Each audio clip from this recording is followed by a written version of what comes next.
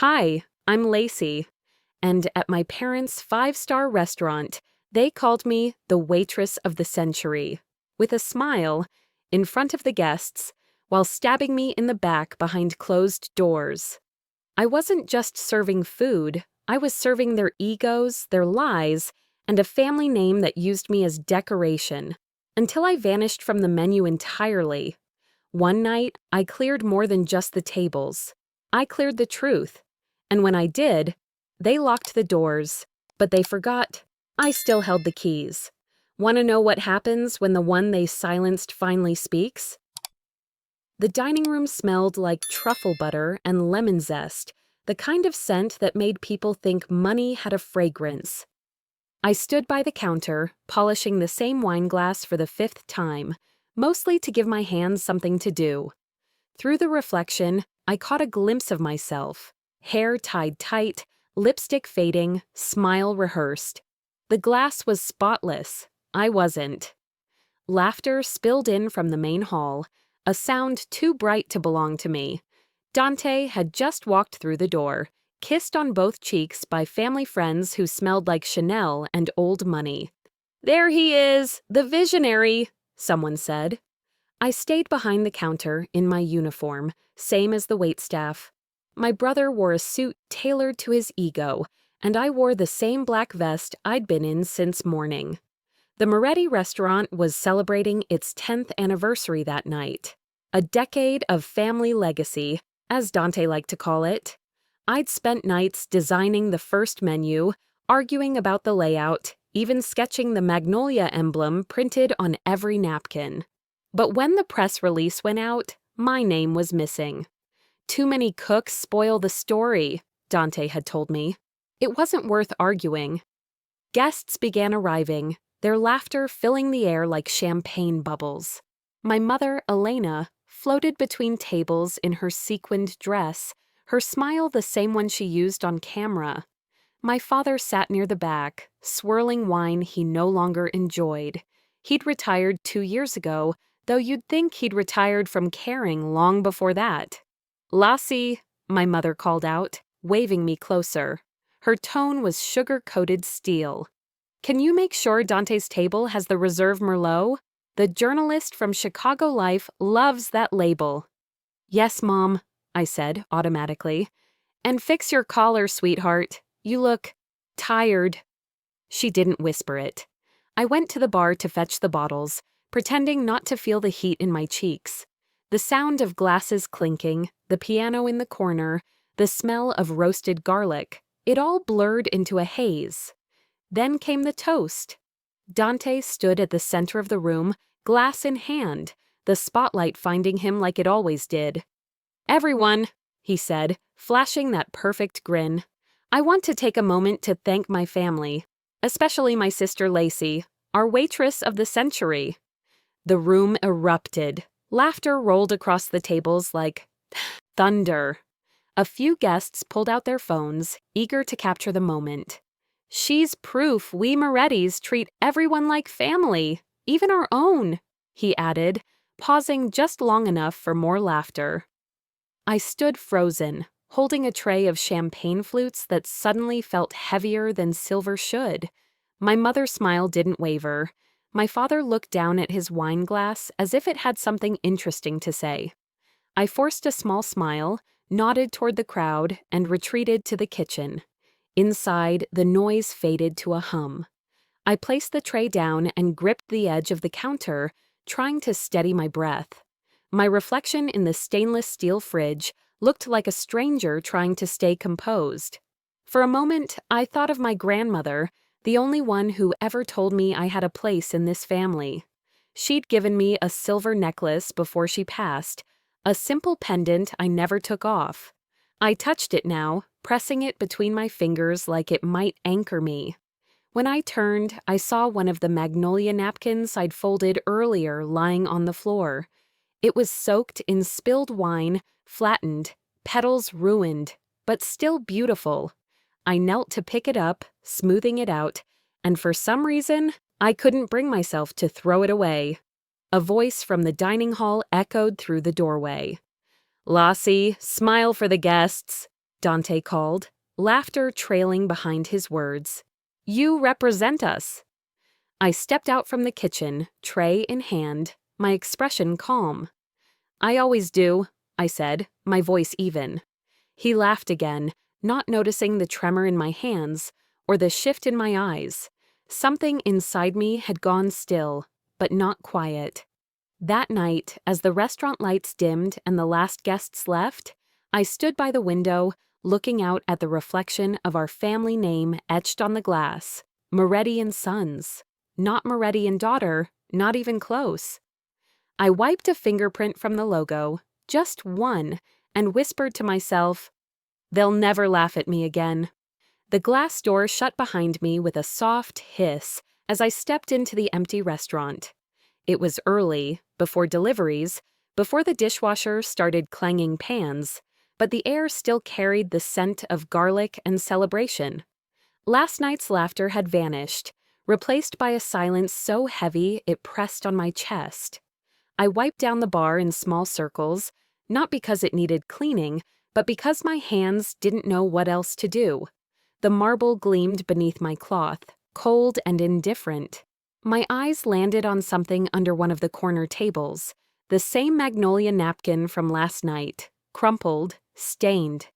Its edges had frayed just enough to match how I felt. The door creaked open behind me. You're early. Dante's voice cut through the quiet, too casual for the hour. I didn't turn around. So are you. He tossed his keys onto the counter with a jingle. Rough night, huh? He looked me over with a grin. You were a hit. Everyone was talking about you. I kept my voice flat. Was that really necessary? He leaned on the bar like we were two siblings catching up over coffee. Come on, Lace. It was a joke. Lighten up. People love that kind of stuff. Makes us look real, relatable. My grip tightened around the cloth. They laughed at me, Dante. Not with me. There's a difference. He shrugged like the distinction didn't matter. It got attention. That journalist from Chicago Life asked about the Moretti charm. Free publicity. The door to the back office opened and Dad stepped out, looking like he hadn't slept much. He rubbed the back of his neck and offered a weak smile. Hey, sweetheart, let's not blow things out of proportion. I blinked at him. Is that what this is? He sighed and glanced at Dante. Your brother, he just likes to put on a show. He means well. I laughed once, quiet and bitter. You both taught him that cruelty is charm. No wonder he's so good at it. Dante's smile faded, just for a second. Then he scoffed and walked off, muttering something about thin skin. My father stood there a moment longer, then followed him without saying another word.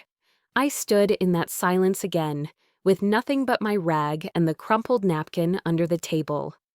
Later that morning, I climbed the narrow stairs to my apartment, tucked above a laundromat that always smelled faintly of detergent and burnt dryer sheets.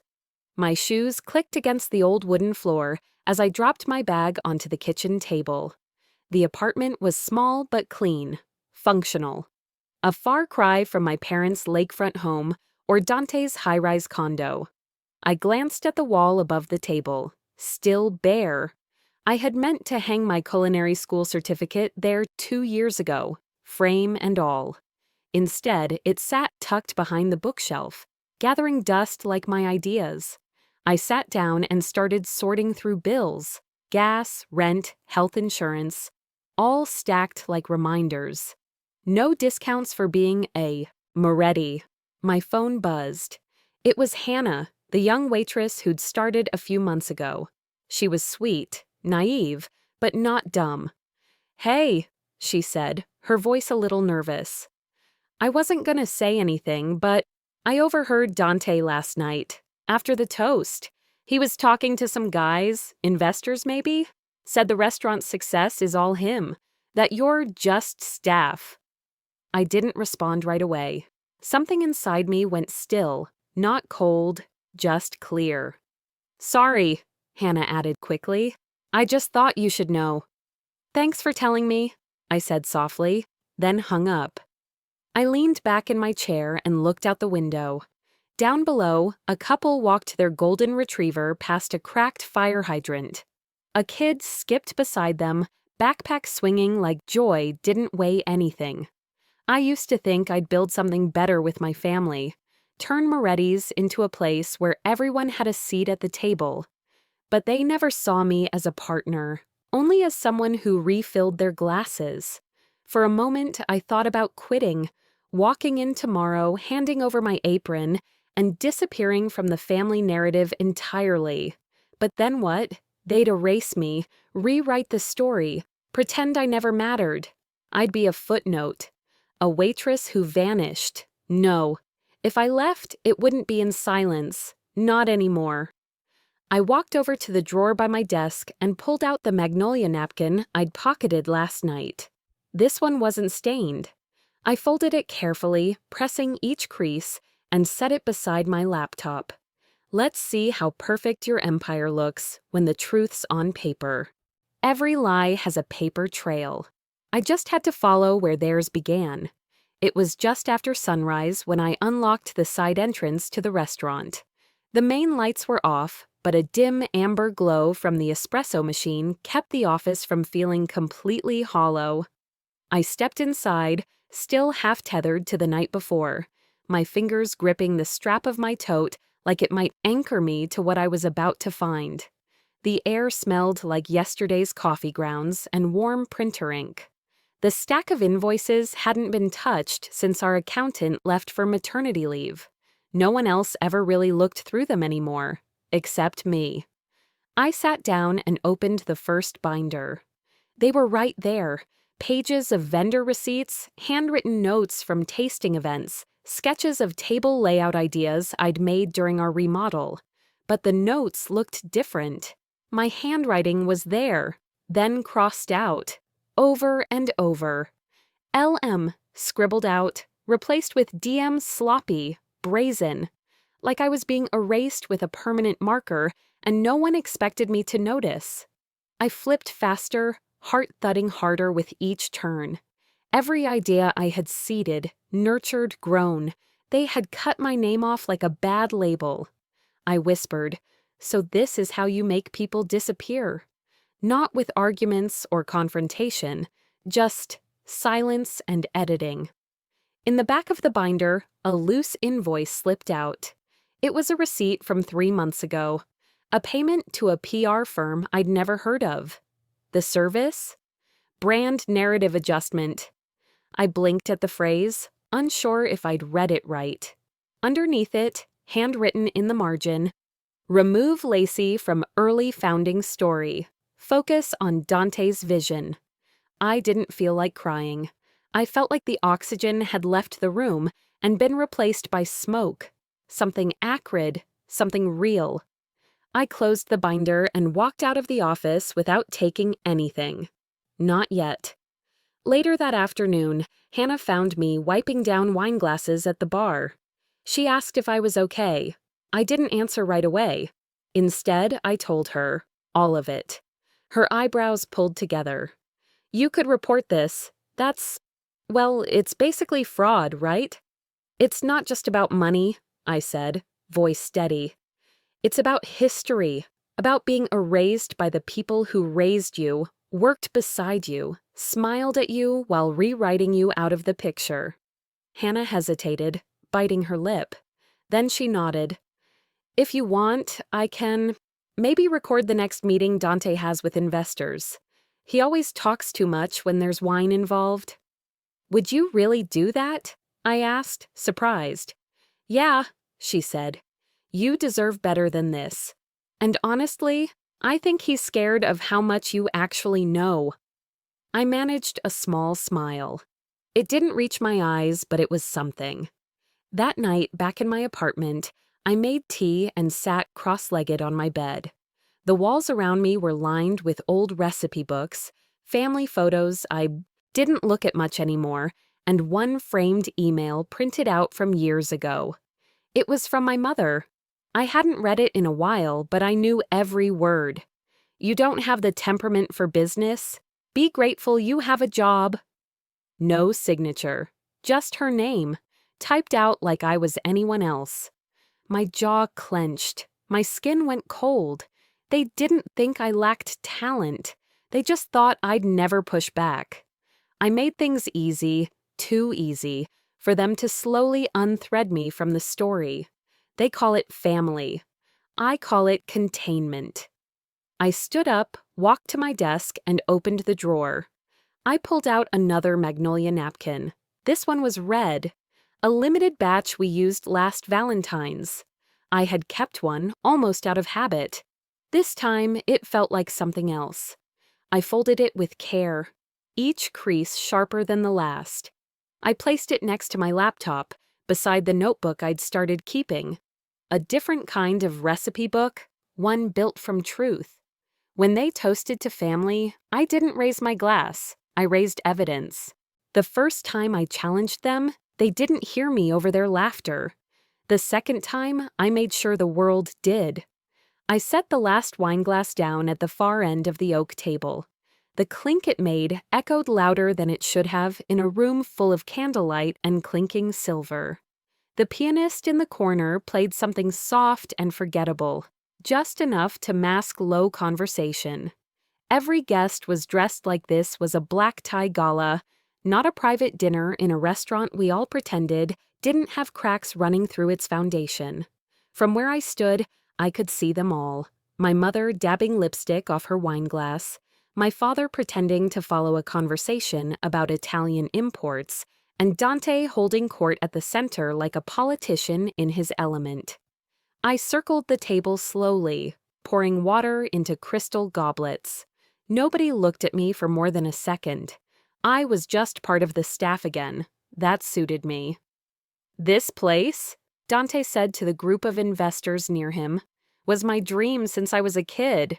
You know, I used to build menus out of cereal boxes." Laughter rippled across the room. "Was it?" I asked softly, still holding the pitcher. Silence dropped like a stone. For a split second, no one moved. Then my mother laughed too brightly. "She's teasing, of course. Lacey's always had a flair for drama." The guests chuckled politely. The mood snapped back into place, like a curtain drawn over a crack in the wall. I didn't argue. I just finished pouring and moved on. But I felt it, how tight Dante's smile had gone, how my father's eyes didn't meet mine, how Hannah, dressed in catering white, gave the smallest nod from across the room. Her phone was tucked in her apron, recording. During dessert, I slipped an envelope onto the table beside one of the older investors. It was unmarked, thin, discreet. He raised an eyebrow, curious, but didn't open it right away. Dante caught the movement from 3 seats away. His voice faltered mid-sentence, and I watched his eyes narrow. The envelope held a photo, a scanned copy of the original concept sketch of the restaurant. My handwriting, my initials, LM, right there on the page where they used to be before they were scrubbed out of the business binders. "Old memories," I said casually. "Funny how stories shift over time, depending on who's telling them." The room stayed silent a little longer this time, then Dante smiled, too wide. "Some stories age better than others," he said, lifting his glass. "But hey, that's family, right?" He kicked me under the table, hard enough that I nearly dropped my fork. I didn't flinch. I looked right at him and smiled. If I could sit through this dinner, I could sit through anything. Later, after the last guest had left and the dining room was cleared, I stepped outside the kitchen door to catch my breath. The night air was cold enough to bite, but I needed it to cool down the fire crawling under my skin. The door swung open behind me. "What the hell was that stunt?" Dante hissed. I didn't turn to look at him. "Which part?" He moved closer. "You trying to make me look bad in front of investors? What's your angle, Lace?" I finally faced him. "Just thought they deserved a little history lesson." "We came from me," he snapped. "Everything this place is, that's my name on the door." "Keep telling yourself that," I said, voice level. "It'll make the falls softer." He didn't respond. He just stared, jaw clenched. When he left, I stayed behind a few more minutes, long enough to see the lights in the dining hall flicker off. Back inside, I walked through the empty room slowly, letting the quiet wrap around me. A single napkin lay unfolded on the edge of a chair, white cotton shaped like a magnolia. Untouched. I picked it up and refolded it, slower than usual. Each petal creased like I was building something fragile from memory. The candle nearest me flickered, sending the napkin's shadow dancing across the table. Half the bloom lit, half hidden in darkness. Even beauty gets burned if you place it too close to the flame. The next morning, the flame spread faster than I ever planned. By the time I stepped through the kitchen door, the air was different. The chill didn't come from the cold storage. It came from the silence. Conversations that usually buzzed over clinking pans and espresso shots stopped mid-sentence when I walked in. Heads tilted, eyes dropped, and then whispers. I moved toward the prep counter like nothing was wrong, but even the steel beneath my fingertips felt colder than usual. My reflection in the brushed metal showed the same tired face, but something had shifted. I looked dangerous, to them, at least. Near the espresso machine, two servers leaned in close, pretending to check the cups. "Did you hear?" one murmured. "She's going after them, like, legally." The other scoffed. "Classic. She wants attention. That whole envelope thing last night? Come on." A pan clattered from the sink, but they didn't flinch. I did. "They say she's trying to ruin the family business, after everything they gave her." Every word sliced deeper than any confrontation. These weren't strangers. These were people I trained, people who watched me build this place from nothing. Now they were echoing Dante's narrative like it had always been true. They didn't need proof. They just needed a story. When I passed them, one offered a forced smile. I nodded, kept walking, but I could feel it in my gut. Dante had already started twisting the truth, and his version was sticking. Later that morning, Elena called me into the office. She was already seated behind the desk when I walked in, her hands folded over a neat planner, as if this were just another scheduling issue. "Close the door," she said softly. I did. "I'm hearing things," she started, her voice low, too gentle. "From the staff, from our partners. You're creating discomfort." I blinked. "Discomfort." She sighed, pressing her fingers to her temple like I'd given her a migraine. "Lacey, I don't know what you're trying to prove, but this whisper campaign, this drama, it's not worth destroying what we've built." I crossed my arms. "Destroying it? I built half of it." Elena's lips twitched, almost pitying. "You always were emotional. You see things in extremes. That's not how business works." "You mean not how our business works, where credit is optional and history is editable." She tilted her head, tone sweetening like poisoned honey. "You're making something out of nothing, again." And now Dante's had to file formal paperwork. He says your behaviors become unpredictable, unprofessional. I felt it then, that hot wave of betrayal, curling up from my stomach to my throat. "You're removing me," I said, more realization than question. "Just from the active employee list. It's for the best, for everyone." I didn't scream, I didn't cry. I walked out before I could. I ended up at the cafe 2 blocks away. It was the kind of place with chipped mugs and jazz on vinyl, the opposite of our family's polished machine. I sat by the window, stirring my coffee without tasting it, trying to decide whether I was more heartbroken or furious. Hannah slid into the seat across from me without asking. Her expression was soft, but her eyes were firm. "You okay?" she asked. I nodded, too tightly.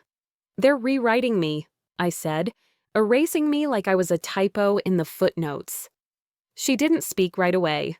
Then she reached into her coat pocket and pulled out a flash drive. "I've been saving the recordings," she said, "from the staff meetings, from when Dante brags to everyone that you're just the hired help. I didn't know if you'd want them, but I thought you might." I looked at it. So small, just plastic and metal, but it felt like armor. "You can't fight them alone, Lacey." "I already am," I whispered, surprised by the crack in my voice. She reached across the table, fingers curling over mine. "Then let me hold the light while you fight." For the first time in days, I let myself breathe a little deeper. Later, walking back to my apartment, I pulled the red magnolia napkin from my purse, the one I'd folded after the last dinner. Its creases were still sharp, but the edges had softened slightly from the weight of my hand. "It's not about revenge," I whispered to no one. "It's about truth." The napkin trembled a little between my fingers, like something alive. Or maybe that was just me, waking up. When they locked me out of the restaurant, they didn't realize I still held the keys that mattered. It was late. The street was slick with rain, the kind that slides down your neck even with an umbrella. I stood beneath the awning outside Moretti's, soaked through, staring at the sign taped to the glass, "Closed for private event." Behind the frosted windows, I could see silhouettes moving, glasses clinking, the vague shimmer of candlelight bouncing off the polished bar.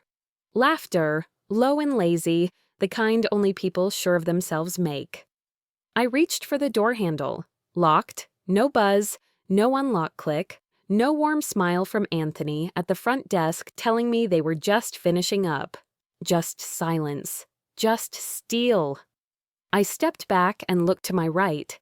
They had removed my name from the founding team plaque next to the door, where the words Lassie Moretti, executive chef, once gleamed in clean serif font. Now there was a dull, uneven scrape. The faint outline of LM was still there, like a scar that hadn't fully healed. My phone buzzed in my coat pocket. I pulled it out with shaking hands. Subject, termination notice. I opened it. The message was short, cold. Effective immediately. Due to violations of confidentiality and disruption of workplace harmony. Attached was a document. I tapped it open. A legal non-disclosure agreement. Already signed. By me, supposedly. But I'd never seen it before. The signature wasn't even close to mine. My throat tightened. The sender? My mother's private business email. I didn't cry. Not yet. I turned, walked slowly back to my car, rain slipping into my shoes with every step. By the time I got inside and shut the door, the fog on the windshield was thick and the sobs came fast and sharp. "I gave them everything," I whispered to the dark, "even silence." I sat there in the driver's seat, the engine off, headlights dim, just breathing, letting the weight settle. 10 minutes passed, maybe 20. Then another vibration in my palm. Hannah. One message, a shared folder link. "Didn't want to send these until you were ready. They're all yours now." I clicked. Inside were audio files. Dozens. I played the first one. Dante's voice rang out clear and smug. "She thinks she built this place. Cute, right? The girl couldn't even balance a ledger." Another. "I mean, we let her cook because she needed something to do. It made her feel involved." I didn't flinch. Another. "Half those design sketches, I cleaned them up, made them marketable. She drew with crayons. I built a brand." Something inside me shifted. Not snapped, not shattered. Shifted. It was the moment I stopped begging to be seen and started planning to be remembered. "They built an empire on my back," I muttered, playing the clip again, slower this time. "I'll show them what it feels like when the foundation cracks." I reached into the glove box and pulled out a magnolia napkin. I kept tucked there. One of the originals from the first tasting night we ever hosted. It was stained, slightly torn at the corner, but I never threw it out. Using it, I wiped the condensation from the inside of the driver's window. It left behind a single streak, shaped almost like a petal, blurred at the edges but unmistakably there, imperfect but present. "I don't need a table at their dinner," I whispered to the empty car. "I'll set my own." The rain kept falling, and somewhere behind that locked restaurant door, they toasted to loyalty with stolen wine. The next morning, I sent an invitation they couldn't refuse, to a dinner they didn't know was their last. I kept my name off the formal invite. It simply read, "Founders Legacy Dinner, Private Celebration," and bore the restaurant's original branding, the one we used before. Dante had it scrubbed and rebranded with his name in bold. The list was tight, just our family and a few loyal investors, the kind who liked free scallops and whispered secrets. They thought I was coming to serve them again. They were right, just not the way they imagined. I wore black slacks, a crisp white shirt, and a plain silver name tag that read, "Host." Nothing more, no title, no logo. Just enough to be ignored. The dining room gleamed. Warm candlelight flickered against mahogany chairs. The live pianist played something soft and forgettable, and the scent of rosemary butter drifted from the kitchen like memory itself. I stood near the wine station, fingers gently tracing the rim of a glass, waiting. Dante arrived first, always first, as if punctuality was power. He swaggered in, jacket tossed over his shoulder like a campaign poster come to life. "Well, well," he smirked. "Looks like you finally learned to follow orders, huh?" I offered a slight bow. "Welcome. Your table is ready." Behind him, Elena floated in.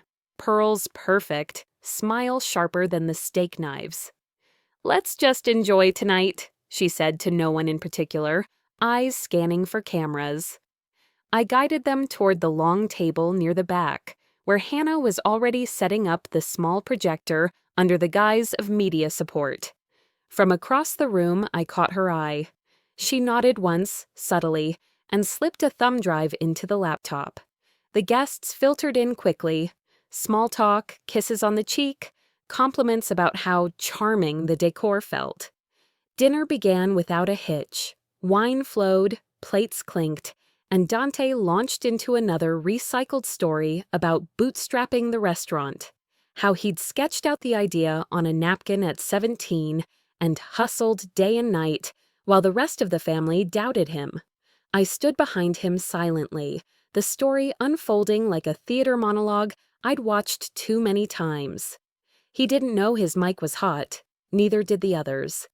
Just as the entrees were cleared, I stepped forward, raising a glass gently. "If I may," I said, letting my voice carry just enough. "We have a short tribute to share. Something for the founders." Polite claps. The screen behind me lit up. The first image was grainy, a sketch of the restaurant's original floor plan. My handwriting in the margins, my initials at the bottom. Then came more. Menus, invoices, branding drafts, every slide layered with my fingerprints, each one a quiet confession of what I had built and what they had stolen. The room fell silent. Dante's fork clattered against his plate.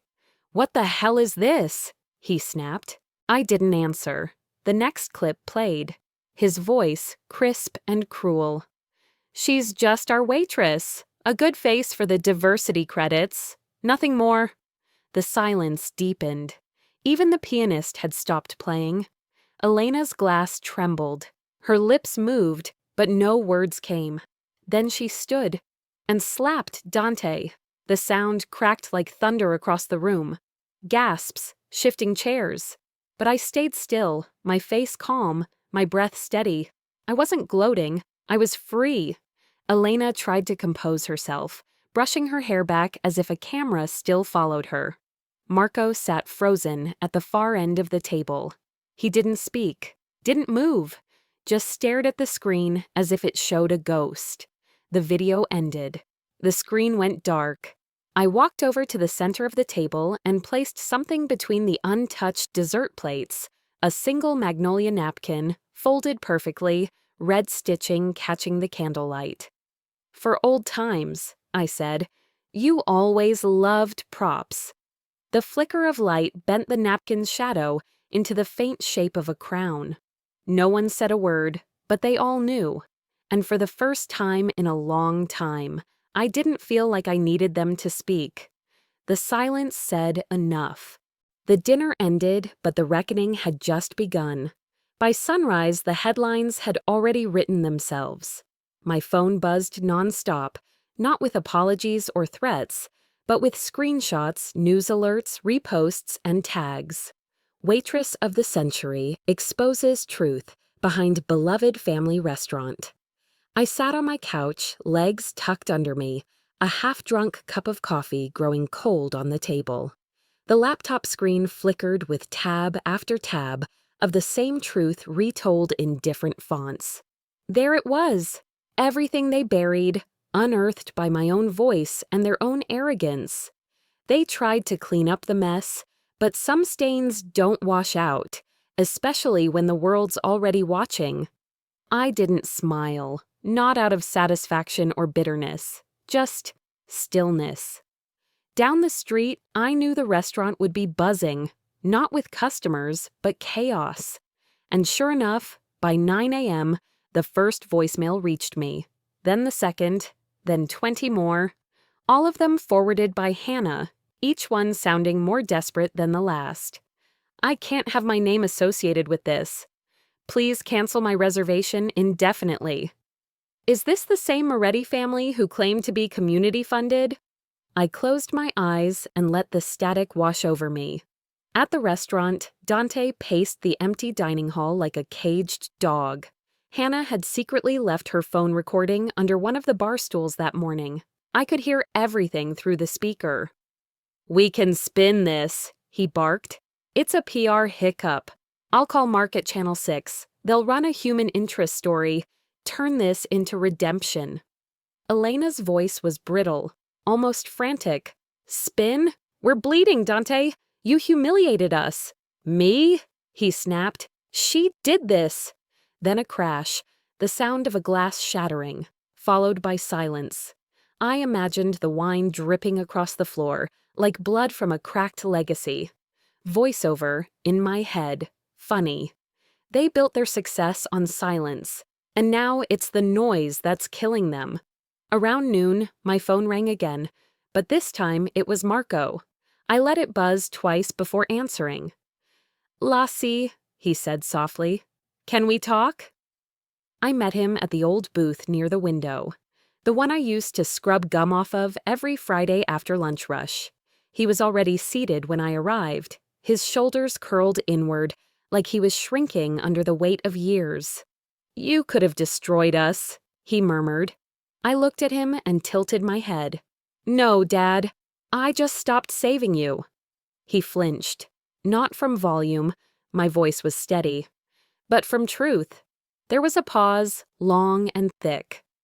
"I always knew what they'd done," he confessed, eyes fixed on the table. "I didn't agree with it. I just wanted to keep the peace." I nodded, just once. Peace built on silence isn't peace. It's paralysis. He opened his mouth, closed it, then nodded back.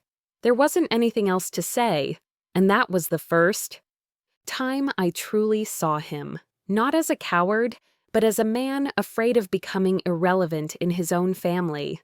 We parted without hugging. Later that evening, I returned to the restaurant one last time. The front door was unlocked. No one had the energy to change the locks anymore. The space was dim, chairs stacked, tables cleared.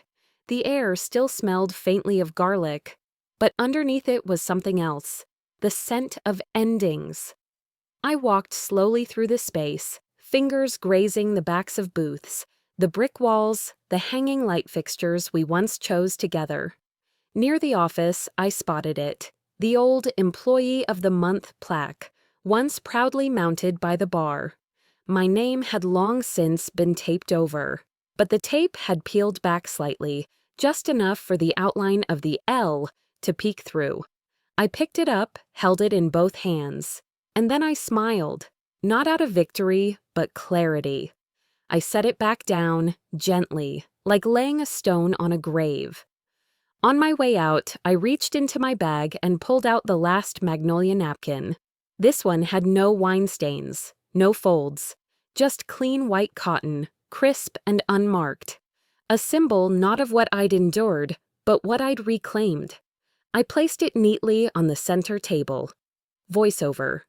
I used to think forgiveness meant pretending it never happened. Now I know it means remembering and still walking away. I walked out without turning back. They lost everything that night. Me? I finally came home to myself. It's been 2 months. For years, I thought family was a place. Turns out, it was just the person I was becoming. Now, the only sound greeting me in the morning is the soft hum of the espresso machine warming up and the creak of the front door as the first regular walks in.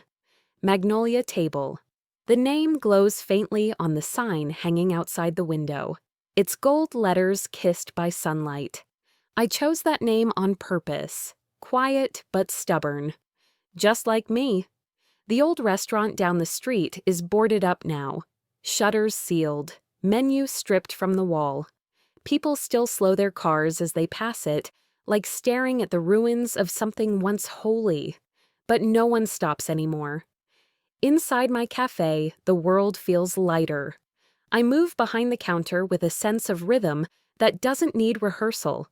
It's not grand, not glossy, but every cup poured, every pastry laid out, feels like a small ceremony of truth. The bell above the door jingles as a woman steps in, holding a notepad.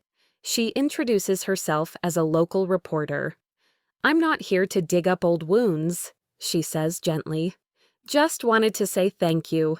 After your story came out, 3 other women from the industry spoke up about similar things." I offer her a cup of tea on the house. She insists on paying. "I didn't expose anyone," I reply, wrapping a croissant for her. "I just told the truth out loud." She nods and walks out with more kindness than curiosity. Behind me, Hannah is folding napkins by the window, humming an old blues tune. The radio plays softly. Life here doesn't shout, it listens. Later that afternoon, we take a break together. Sunlight warms the edge of the table as she sips her drink and glances at me. "Have you heard from them?" she asks, not pressing, just wondering. I nod. "A few letters, mostly apologies dressed like receipts, all guilt, no growth." She doesn't say anything. She doesn't have to. "But there was one," I continue, reaching into my bag. I pull out a simple white envelope, worn at the edges. "From my dad." I unfold it carefully. Inside is a single napkin, folded the same way I used to. The magnolia shape, exact and intact. His note is short, handwritten in a shaky scrawl. "I don't deserve your forgiveness. I know that. But I hope you'll use this where it belongs, in a place that feeds love, not ego. It doesn't undo the past. Nothing does. But sometimes honesty doesn't have to fix everything. It just has to exist." I don't reply. Not yet. Maybe not ever. But I take the napkin and walk into the back office. I open the ledger for Magnolia Table, the one where we track every expense, every order, every dream. I place the napkin inside the front cover like a bookmark of everything I had to survive to get here. Voiceover in my mind. People say revenge is sweet, but peace tastes like breathing again. Outside, laughter trickles. In from a group of customers chatting near the counter. A little boy points at the cookies shaped like leaves, and his grandmother chuckles as she buys him 2. I walk back to the front and join Hannah at the register. We work quietly, peacefully, almost like music. On the counter next to the tip jar lies the napkin. I placed it there a few days ago, just as a reminder. The shadow it casts on the wood isn't a crown anymore. It's shaped more like a heart. Power has turned into peace. They called me the waitress of the century. maybe they were right. I finally learned who I was serving all along. I was never serving them. I was serving my own becoming.